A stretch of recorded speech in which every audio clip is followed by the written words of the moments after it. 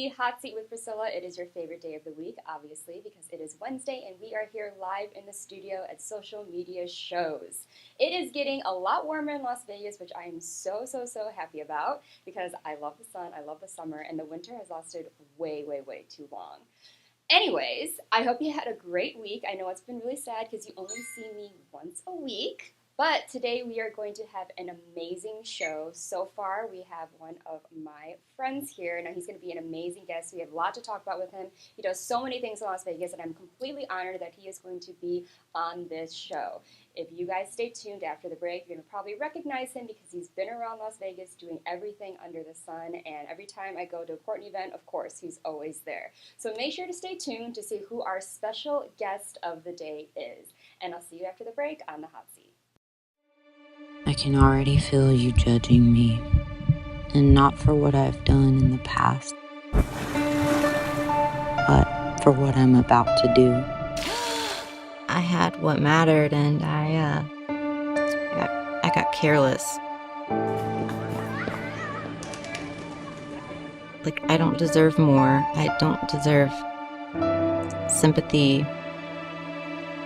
I don't deserve to be here. Where the hell are you? Why aren't you answering your phone? Jenna! What is the matter with you? Someone once told me, you may not be everybody's cup of tea, but you're somebody's shot of whiskey. Excuse me, ma'am. My car ran out of gas and I left my wallet at home. Could you please spare a couple dollars so I can refuel my vehicle? I literally have nothing.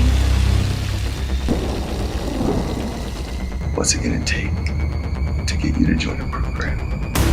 Get back, dog! If Jesus wanted you to have a dog, he would have blessed you with a foal and a leash now, wouldn't he?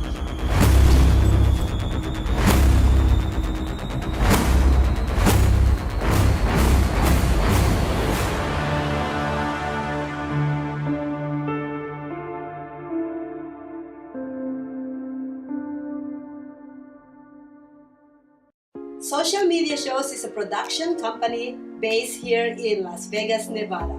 We offer these services.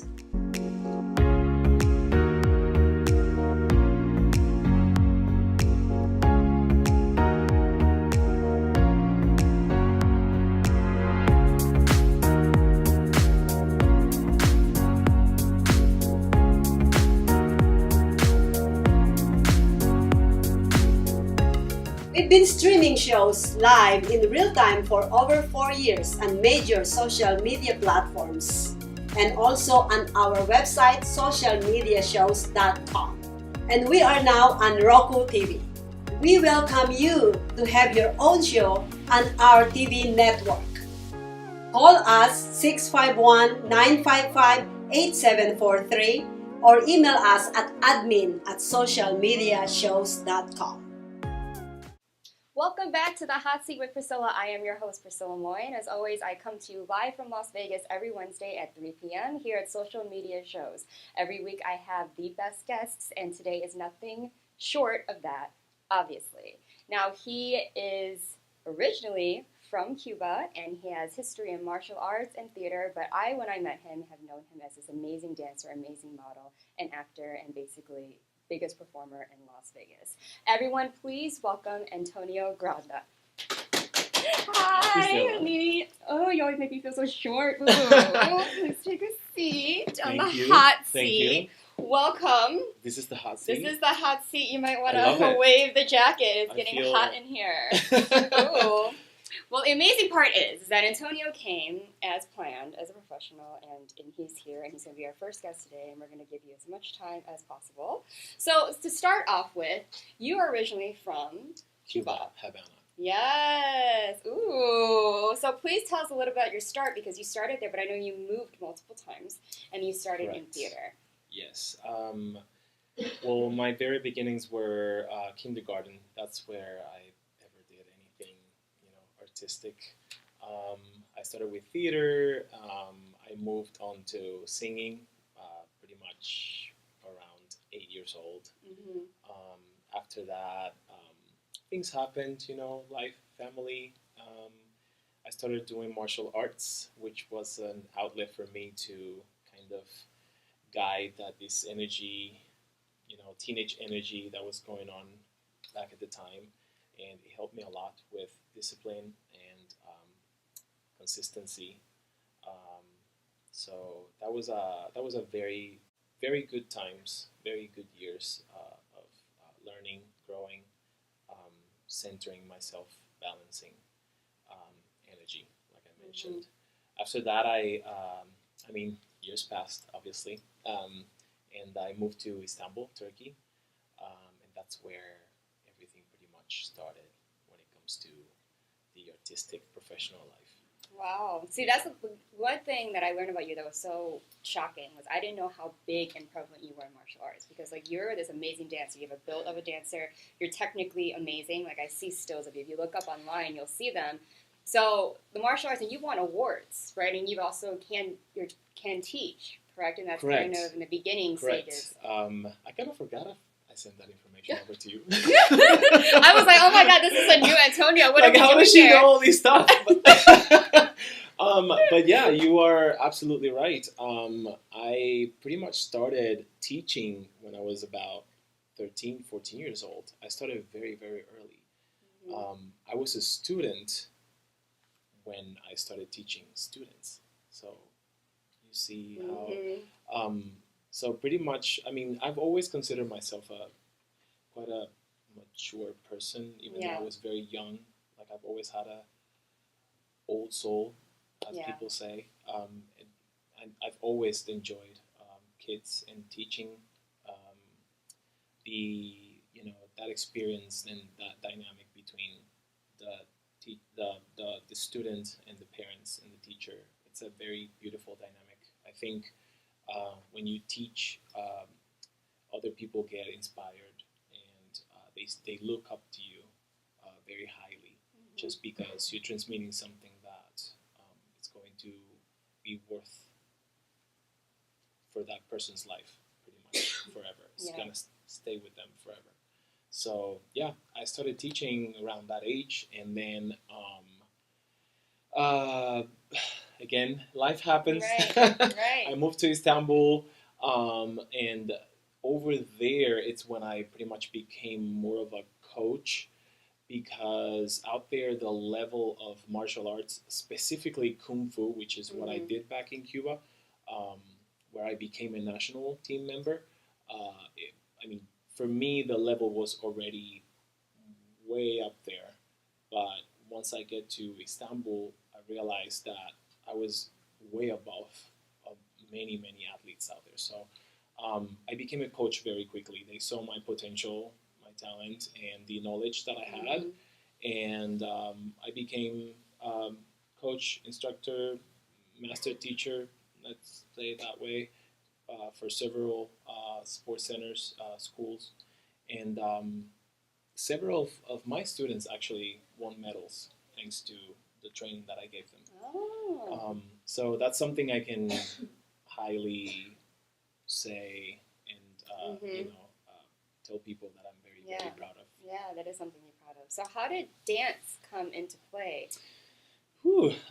That's an interesting question because I was pretty much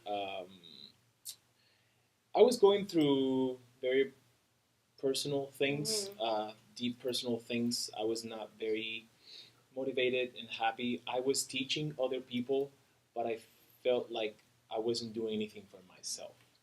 So that's when I decided to do something different, do something fun, to enjoy myself. I remember seeing this dance competition on the Turkish TV, and funny thing is that the sports center where I used to teach at, this friend of mine knew a choreographer that was actually had a team for this competition that was showcasing on TV. She introduced her to me, and this person, her name is Sanem Demirkaya, which I owe so much for when it comes to my dancing career. She brought me into the practice sessions and just told me to follow along. Let's see how you do. Mm-hmm. And by the end of the training session, she was very, very impressed. She took me in right away, and that's pretty much how everything started. Yeah, because you were just naturally gifted, because that wasn't, apart from your little theater thing, the main point was for you was the martial arts training. I think it all happened naturally, you know. Since I'm from Cuba, which is a place where dance, music, you know, the arts are just everywhere. Yeah. I think I already had that in my blood. Besides, my mother is also a professional singer. I'm also a singer because of her. So I think it was already there. And, you know, starting with theater and then singing and then dropping singing and then doing martial arts, I feel like I left the arts a little on the side to do martial arts, but at the same time, kung fu, wushu can be so artistic as well because you perform, you know, very, very difficult routines, which are extremely physically demanding. But at the same time, you have to perform with along music. Mm-hmm. So I don't think I ever left the arts, you know, completely on the side. I think it was just a different line of a different artistic line, I would say. So I think that was for me a preparation to get into dancing. I think it's just like I said, Yeah, it just happened. everything bleeds into one another, and then you kind of just found some new love that you had that pushed you into something else. Exactly. So, as far as the type of dancing, did you find the how do I say, the transition pretty simple when it came to a certain style? Was there one that you're stronger in than another, like contemporary, jazz, modern? I think that, for instance, Tai Chi gave me the ability to be softer, to be more vulnerable, and pretty much portrayed that other side of me that most people don't get to showcase when even when they're dancing. You know, some people are more hip hop dancers or break dancers or, you know, bone breaking dancers. They're not as vulnerable as contemporary dancers. Right. They're more open. Their lines. They tell a their story moves. with their body. Correct. Basically. Correct. Yeah. But still, it can be read the same. Mm-hmm. It's a little bit complicated to explain for people that are not dancers or performers like us. But everything relates, I think. But yeah, Tai Chi allowed me to do that. But also Tao Lu, which is Chan Chuan, Nan Chuan, which are more external categories, they allow me to be stronger and, let's say, hit harder the moves. You know, something I did struggle with was slowing down, slowing down and pausing and being a bit less aggressive. Martial arts, obviously, it's all about defending and attacking, so it's a bit more aggressive. But when it comes to dancing, sometimes you have to be aggressive or not, vulnerable, softer. Have the control So with those yeah, things. there's a balance that you have to learn how to keep throughout the routine. So yeah. Because what's so interesting about you is that you speak a lot with your body, which shows kind of that type of training in the past. Because I know, like, your natural presence, I remember when I first met you, you seemed more reserved. But even though you're a performer, you speak a lot when you perform. It's very strong. There's a lot of expressions. But, like, as a person, I wouldn't say that if you walked in the room, like, you're the loudest person there, or you're, like, doing the most that the stereotype would be, especially a performer in Vegas. So you can kind of see the balance and how the obedience and all of that coming from the martial arts, but you put all the expression in what you're doing and your awareness here, which is what I think makes you a great dancer and why it helped you technically, because you have the ability to speak through movement and fluidity, which a lot of people, it's very hard for people to do, right? To use their space, use your whole body. So in that aspect, I think that's what really made you soar. So how did you go from, you went from Turkey and then you went to Las Vegas, correct? No. What's the story there? Here's the tea. Okay, here's I'm the gonna tea. give you the tea right now. I was part of the biggest dance company in Turkey. It's called. It still exists. It's a Guinness Award dance company. It's called Fire of Anatolia. In Turkish would be Anadolu Ateşi. It means Fire of Anatolia. And we used to tour literally all around Turkey and the world. It took me some time to decide that I was going to move to the United States, especially because I already had a life back in Turkey. I was a soloist in that dance company. I had a very good position. But I thought at some point that I needed more. I needed to grow more. I needed to learn more. I needed to push myself to a higher level of professionalism in my career. So I decided to just drop everything and come here. I actually moved on my own to New York City. I had no job. All I had was just money in my pocket, and I just did it. I just went for it. Obviously, I was quite scared. You know, the not knowing, it can be terrifying. But I remember just telling myself, be brave, just do it, just go for it. You've done it your entire life. You work it out, you make it work. Yeah. So that's where I went to when I just first moved here to the USA.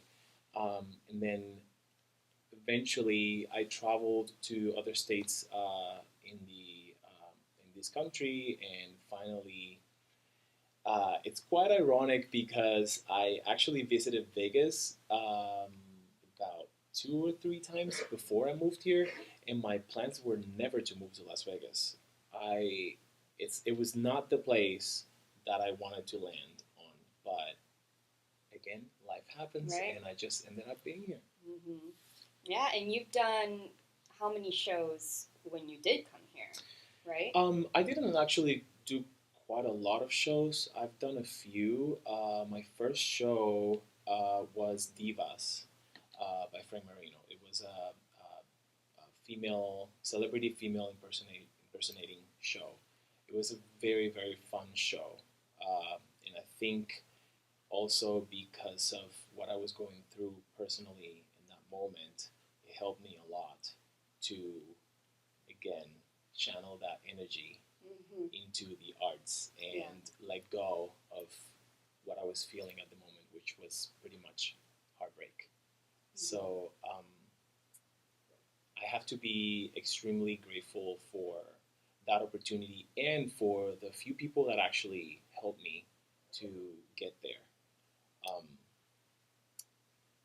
Yeah, that's one of them. And then after Divas, I pretty much, I mean, once you get into a show, every performer that has the opportunity to come see the show sees you, notices you, and after that, I just started gigging with several agencies and companies here in town. I think I can't recall. I've done so much. I'm sorry. No, that's good. I've done so much. It's hard to remember. Okay, what did I do after that and after that? I mean, it's a good thing because what I want to pinpoint is and go to. So you've done all of this in Vegas, and it kind of made you, I think, own up to the fact that you're a professional performer in the arts, and you've had a lot of experience with what it's like being a performer working gig to gig. And where I want to go with this is because what I respect you for is what I've seen is that you're also very vocal on the rights you guys have as performers and just gigging.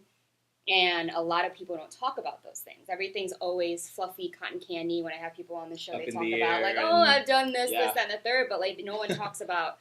I mean, maybe they haven't experienced it, but when you're really in it and you know a lot of people and you are actually considered a professional, then you've experienced things that you won't withstand, basically, the disrespect and the injustices. Right. So if you're comfortable, would you like highlight a little bit about what that means to you to kind of notice these things and stand up for people to do what you do? So earlier in the day, obviously I knew I was going to come to the show and I was going to be here with you.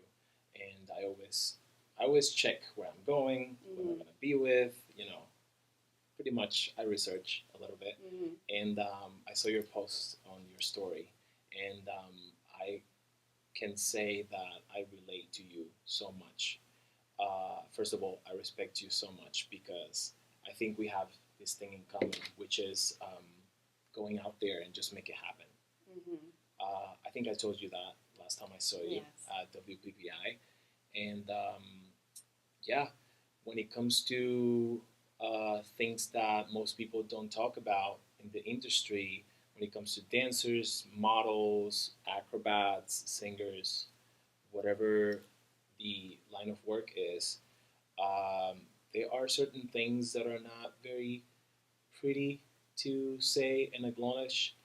And I'm one of those people, just like you, that are not going to stand them and that are I'm going to be definitely vocal about it. Always politically correct and as academically correct possible, and in a very educated way, um, to basically let people know that something that just happened or something that was said, it's not okay.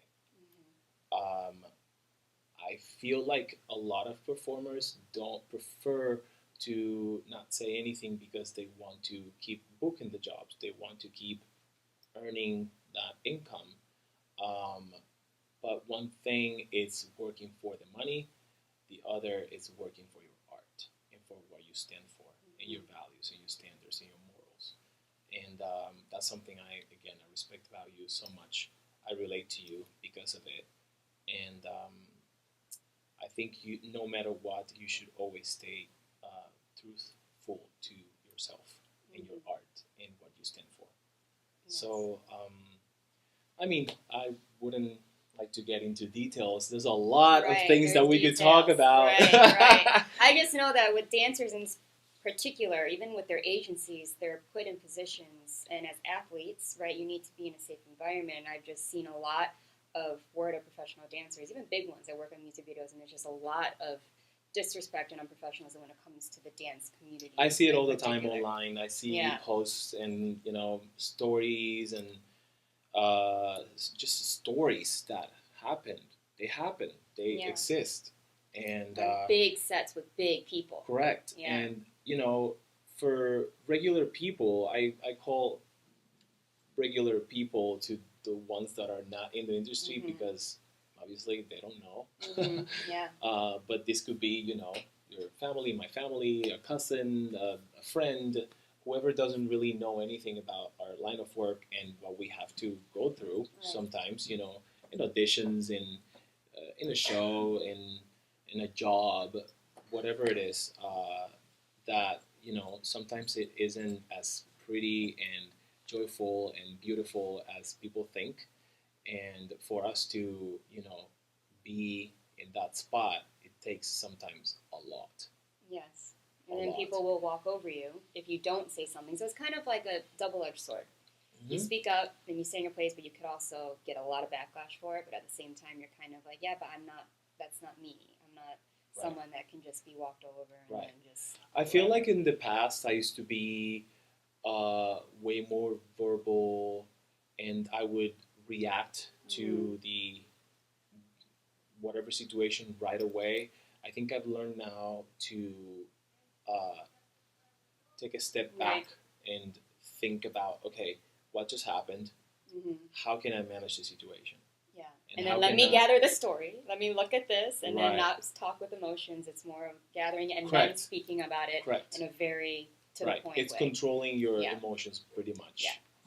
Yeah, and we all go through it. Yeah. So now when I met you, I think it was mostly they're doing some stuff on films, on movies, right? Yeah. And so is that another avenue that you're trying to get into? Is also get into the film acting, television acting, camera work? Certainly, yes.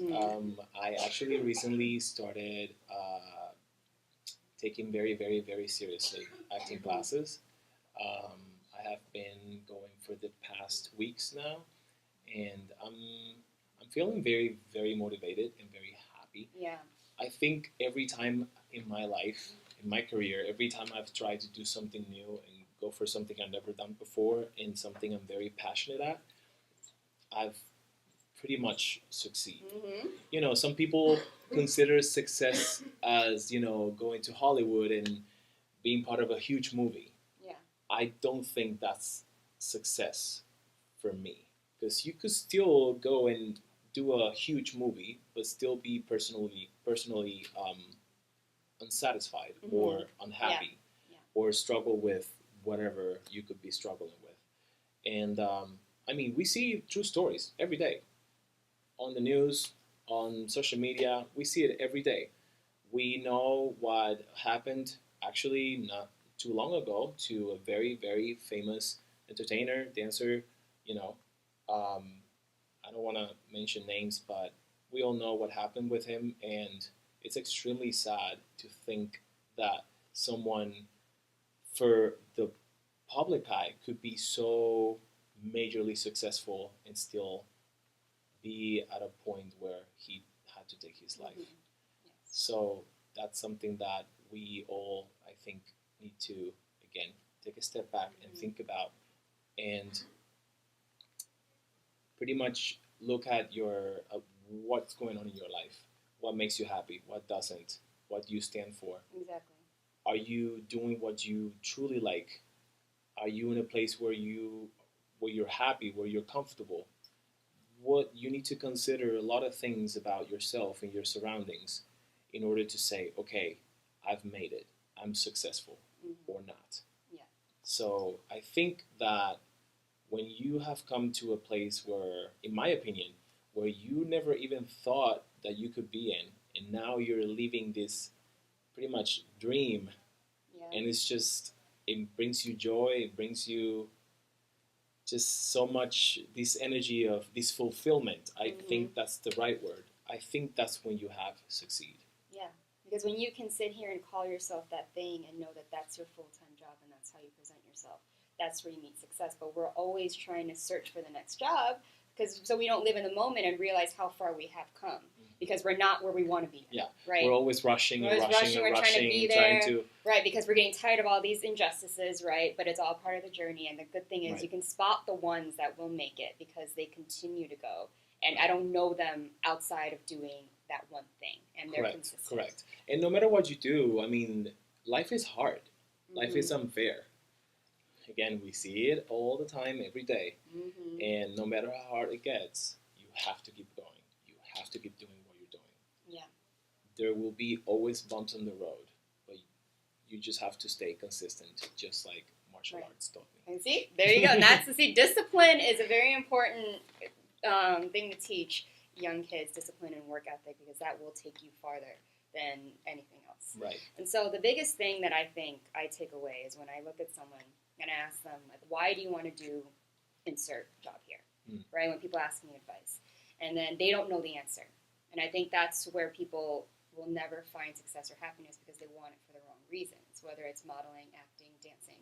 And so if I ask you, like, why do you want to be, I'm going to use artists because you are an art in all form. Correct. What would you say to our audience? Would you be a little bit more specific so, when it comes to... If I just met you, okay. I'm going to pretend I don't know. Okay. As I try to do with every interview, I pretend I don't know. I just know what's on paper. And I'm like, hi. So I'm like, you're a performer, you're a dancer. Yeah, I am. Why this? What's your end goal, and why is that your goal? Interesting question. Thank you very much. I think that's a hard question, because I could give the easy answer to you, which is because I love it. Right. But I think it's way deeper than that. I think it's all about who you are as a person, as a human being, spiritually, emotionally, mentally. I mean, in all kinds of levels. I think that it's just your spirit. That's what you enjoy. That's what you live for. That's what what makes you happy every single day of your life. That's what will keep you going, even when you have bumps on the road. There's no way to say, okay, I'm done with this. I've come to a point where I found myself kind of stuck, I would say, or maybe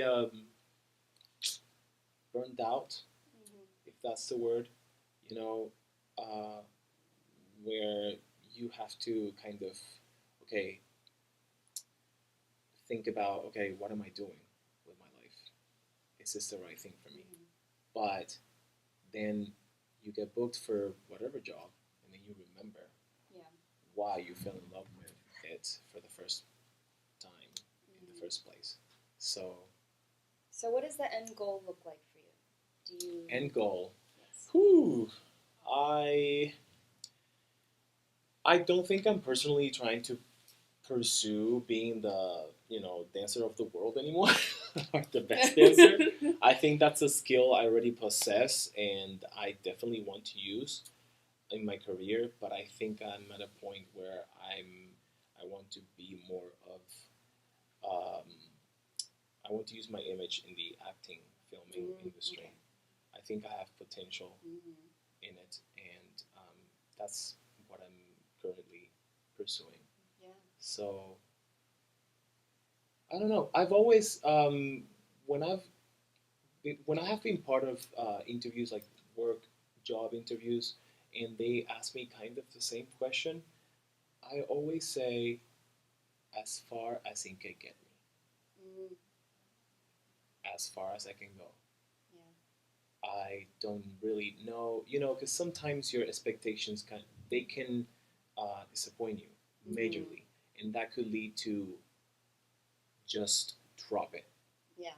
I'm done. And you also don't want to look that big in front of someone you just might be like, I'm trying to be a star, right? Like you don't want to give the wrong impression of who you are as a person. I mean, I think we all artists, dancers, models, singers, whatever, we are all stars. We know it. We're all amazing. We're all beautiful. We know it. It's there. When it comes to making it to the big screen, that's a whole different level that I think that some people work very, very hard for it. Some others just naturally have it. Yeah. And it just naturally happens. Or people don't want it. That's not everyone's dream. You know, they love doing whatever they're doing locally or, right? So the good thing is not everyone has that big star A-lister dream. Correct. But then not everyone who does have that actually knows what it means to have that. Correct. Or they don't want it for the right reasons. Correct. You know, I love getting deep with you. I know I'm not going to make this easy for you. So what's good about you is that are you bilingual, trilingual? Trilingual. So would you ever consider, because I think what makes you marketable in many ways, not only do you have the leading men look, is that you can also do things in different types of films abroad, or even films that are kind of about in a cultural aspect and be able to speak the language and have kind of a foot in the door. Is that something that you are possibly thinking about? Yes, definitely. It is extremely hard to, let's say, play a character in Chinese or, I don't know, Indian. Right. Or even Spanish. I mean, Spanish is my native language, but, I've lived already half my life, and half of it has been abroad.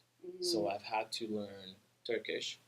I mean, I lived in Istanbul, Turkey, so I had to learn to be able to not only go in life and survive pretty much, but also to teach other people in their language. I already knew English, but at the same time, it wasn't at the level that I have right now, where I can speak fluently and very comfortably. Yeah. So American English, correct. Right. So it's definitely a challenge. And right now, for example, in acting classes, our teacher, she makes us, for instance, in our last class, we had to do voiceover. So imagine doing a different voice. Hi, Priscilla, how are you? And playing a 12-year-old boy, being from Cuba, speaking in English, and also doing a different voice.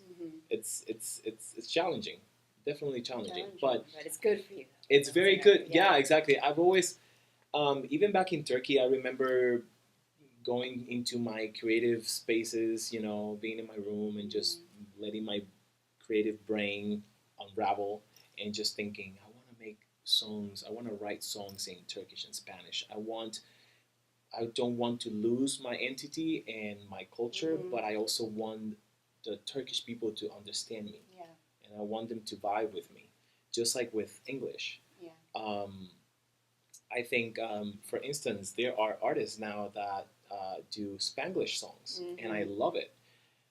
Back in the day when I was still, you know, in my little room trying to create all these things in Spanish and Turkish, I mean, years later, here we have all these people doing the same thing in different languages. So the only thing I kind of regret a little bit is that I wish I went for it instead of just locking myself in and doing this thing that was just for me and nobody else could see it because I was too kind of, you know, embarrassed. You were ahead of your time. And now Maybe you're I looking, was. you're like, oh man, because now I it's should not have even done it. Spanish. Yeah. It's everyone's integrating different cultures to introduce different types of music. You know, you see that with K-pop, you see with J-pop, you see that, you know, with a lot of Latin artists. You know, they integrate a lot of English in there so that way they can relate in Western countries so that they can bring that over, which I think is amazing. Because nothing should be segregated. I feel like everyone should enjoy and celebrate everyone else who's different from you. Right. So one last question before we go. And normally I ask this question for a lot of my guests, and it's always a deep one because they're just like, oh, I don't know what to say. But is there a philosophy that you live by? Oh, I love that. Yeah, I think every answer sums up the person sitting in the chair. Because every time they give me an answer, I'm like, yep, that sums up the interview. Wow. I thought of other things, but I didn't think of you asking me this question. Wow. My philosophy of life. That's interesting because I was just having a conversation just the other day with someone, and I think I mentioned that exact same phrase. I said, that's my philosophy of life. What is it? I can't remember at the moment. But I think it was. Right now, I can just tell you that you have to love yourself. Yes. You have to love yourself in order to accept yourself and live a full life. And if you're an artist, that's the only way you can showcase that artistry onto the world. And no matter what, stand by it. Stay strong with it. That's your art. No matter what other people say, stay stuck with it. Not stuck, but more like stay with it and respect it. Respect yourself more than anything. Love yourself more than anything. And keep loving others no matter the hate they throw at you. Yeah. Hate equals love. I don't know if you know that. But hate is basically another level of love. It's so much love that at some point it becomes, that's why when in a relationship with two people break up, it becomes kind of hate. Not everybody, it doesn't happen with everybody, but it's so much love, it can easily turn into hate. So, no, you know, everybody says, the haters. Okay, let the haters hate. It's all good. You just keep spreading love. Yeah, I love that. Well, Antonio Granda, everyone. See, that answer summed up his whole interview. It sums him up as a person, and like I said before, I love asking that question because it shows in one question and one answer your whole purpose of why you're sitting here, why you're doing what you're doing, what got you into this chair. So we appreciate you. Thank you so much for coming on. Thank you for having me. Yes, I would love to have you back on when you have something big coming, because I know that you're here, there, everywhere, doing little things. He got his mains, so you're like taking a little athletic break. And you too. I see you. Oh, well. Well, anyway, everyone, please, if you want to tell them like where they can follow you at before Facebook, which I don't really use that very much anymore, but it's still there, Antonio Granda Manzano, and then the one that I use the most is Instagram. Everybody loves Instagram, and everybody uses Instagram. It's Antonio Granda Underscore. There you go. And then the same for TikTok. My Instagram is the one that I showcasing more of my work and my lifestyle things here and there. But my TikTok is the fun one. That's the one I'm going out all for it. It's silly, it's stupid. Yeah. Just have fun with it. That's TikTok for you.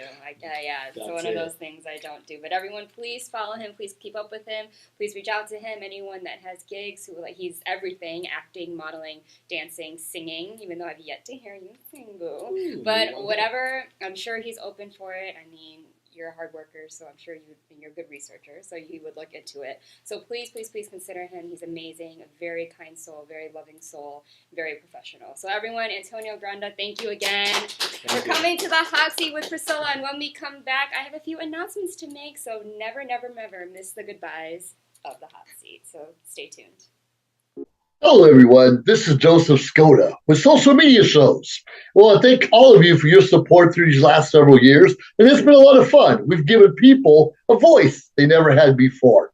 Now, Social Media Shows is always collaborating with our veterans to help them do things and help out the veterans who are struggling today. And we teamed up with GI Connections, connecting veterans with resources. So please consider helping and donating to this great cause, because we're always doing things for veterans. So GI Connections, Social Media Shows, and you is what makes the world a better place. Once again, Joseph Skoda, proud United States Air Force veteran.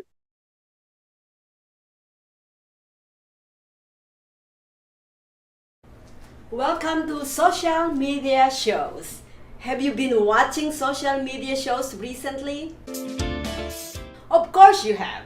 We have been live streaming for 4 years across social media platforms.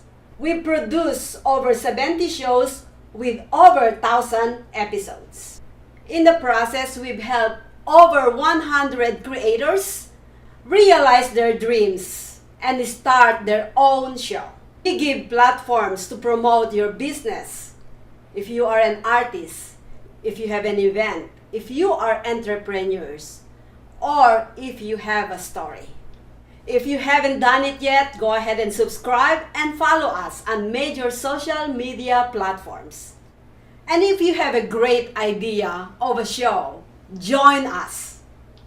Social media shows can help you produce and live stream your own show. Let us help you make your dream become a reality. Hi guys, and welcome back to the Hot Seat with Priscilla. As always, I'm your host, Priscilla Moy, and I really hope that you enjoyed today's show. We had a very intimate show, which is amazing because Antonio was here, he came. Our other two guests, unfortunately, did not come. Apparently, they got busy, but, we're not going to stress or anything like that. But Antonio is amazing. He's so interesting because as you can see, his demeanor is just so reserved and very disciplined, but what he does, and when I met him as a performer and being on sets, you can see it, the flip, right? And I think that's what makes a true artist, is because he's very grounded, he's very humble, he's very all of these things where it kind of confuses you a little bit. You're like, oh my God, like I've seen you on stage, I've seen you, I've seen you do all of these things, but, here you are, like you're just a really, really, really great guy. So, as you can see, there's a couple little things that are new. First, my hair.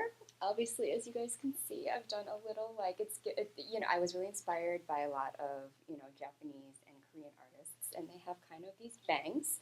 So I really wanted to chop my hair off, but I was like, I can't do it, right? I was like, posting the stories, I'm like, should I do it, should I not? Because I vowed I'd never have, like, a bob again, but I was like, maybe I can make it high fashion, right? But I was like, no, I need to do something. So I just, snipped a chop of my hair off, and so I have...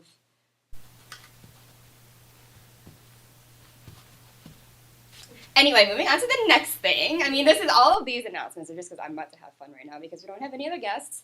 And because something's happened today, and you might as well, it's the Hot Seat with Priscilla, so you might as well be updated with Priscilla, right?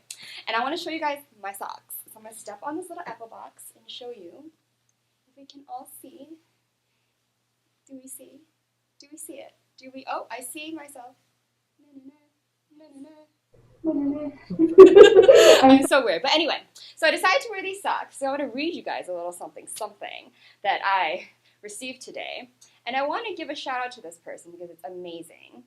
Now, like Antonio and I were talking about, and it's great that we talked about this because we talked about haters, we talked about how much love turns into hate, and we talk about how we never want to react too quick, but at the same time make it known that these things are happening because no, you can't just be doing these things, very injustice, very disrespectful, doing all this stuff. And if you send me things like this, just know that I will expose it and people will probably find out who you are. So be ready for the backlash, is all I'm saying.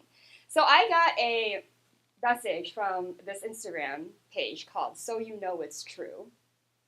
But this is not true, by the way. And the message said, "The delusion is unreal. You're nobody, hun. Aspiring, in all caps, actress. Get it right. Student films and being an extra does not make you an actress any more than girls being IG models make them models. It's all aspiring. Don't embarrass yourself." Now, a couple things. So you know it's true. You're not true. All of these are false information. I don't do student films. And I've done extra work, but that's not all I do. So first of all, the reason why you're coming to me is completely false. And so the reason why I'm saying this is the fact that I know people feel the need to think that, like, everything in our world is beautiful and everything is here, there, our lives are so hard, right? But when you have to wake up every day and get messages like this as a normal person, like, that's not really something that we all want to deal with, right? But it's something that I sit here and do. Now, at the same time, just because I am in front of the camera and because I am accessible to the public does not give you permission to constantly just send messages to me being completely disrespectful and then also think that I'm going to do nothing about it. So you mess with the wrong one. I'm very, very, very open with my followers and actual supporters about the things that I go through because when you see my journey, nothing about it is easy peasy. And it makes everything that I work for so much better and way worth it. So I want to give a shout out to that person because I think you have to know me personally to come up with any of those information, but have a fake account. So, because you have, based on how you would even know I've done extra work, because I don't post that, obviously. I'm not that, it's to frown upon it, right? I mean, it's a great thing. You get experience, all that stuff, but that's another story for a different day. But I see you. And maybe this is what you want. Maybe you want me to, like, talk about you, but just so you know, you about to have a lot of hate coming your way. Anyways, so that's a quick story time because Priscilla is all about PSAs at the end of the hot seat because it is the hot seat and to sit here is very, very hot and I will put you on blast on this show, whether you're actually a guest or you're just someone on here wants to start some fire. So I'm gonna ignite the flame and pour some gasoline on it and then we're gonna talk about it on the hot seat. Anyway, well, that was today's show. Remember my socks, period. But again, I am your host, Priscilla Moy. Thank you for all the people who actually do share, like, subscribe, comment, and actually support and see actual talent that come in here and actually love to spread love and use social media for good. Because I think that's what we all need to learn is to use it for good instead of hating on people who actually are out here doing something. I would like to see you people take that time and put it into yourself and work on yourself and do things that you want to do because at the end of the day, like, we all want to be happy and that's what we're talking about. Like, unfortunately, there's a lot of people who are very unhappy in this world and put it on other people or put it on themselves and it's a really, really, really sad case that no one likes to see. So anyways, I'm spreading love to all of you, even my haters, and trying to promote on using social media for good. Use it for what it's for, to have fun, to market, to network, to meet people, and to just do great things for yourself and for other people. So as always, I'm your host, Priscilla Moy, and please stay tuned for next week. Woo! So many words, I just keep talking. Next week on the hot seat with Priscilla at Social Media Shows.